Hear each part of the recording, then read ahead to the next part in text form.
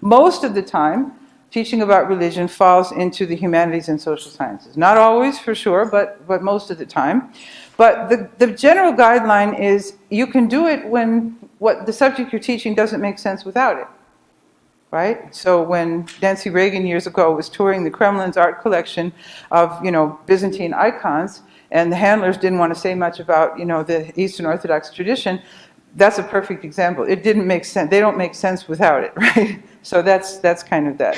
Fairness, accuracy, and balance, which is, this is the really critical one for the uniqueness of the system that has come to be developed here.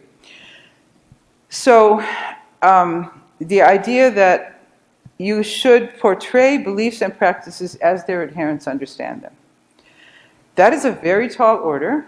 A course requires quite a bit of knowledge, and it's also differentiated by the fact that you have to say which adherents, in which branches and when, and all those kinds of things. So this opens up a whole realm of possibilities, but what it particularly argues against is the way that religions, especially Eastern religions, were approached by Orientalism in colonial times, where there was a lot of propaganda, there was a lot of what do you call it? Not propaganda, but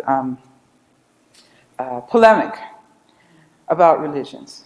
And it made its way into the documents that were produced as people studied other religions and as people wrote about them. Well, this tradition is not like ours because, or ways in which these religions were sort of dismissed. So, and in any case, Orientalism, as a sort of approach to learning about other faiths, has a whole history of its own. You may have heard of Edward Said's Orientalism, so you can sort of look into the accusations made about the way things were written under colonial rule, the way very well-intentioned and very scholarly scholars nonetheless relied entirely on text to say what a religious, how religions were shaped.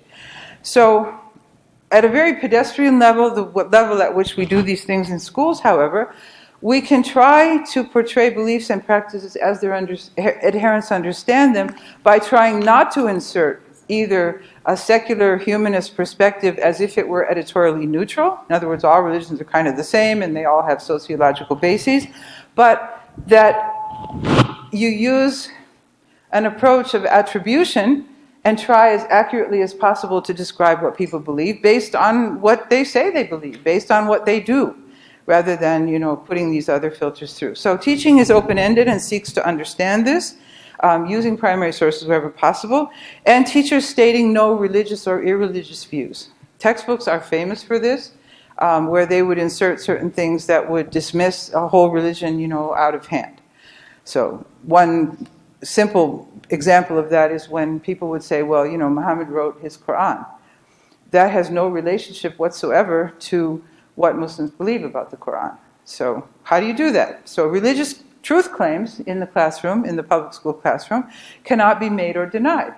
So you also can't say Muhammad received revelation from the angel Gabriel and it transmitted that as the Quran. Why can you not say that in the classroom directly?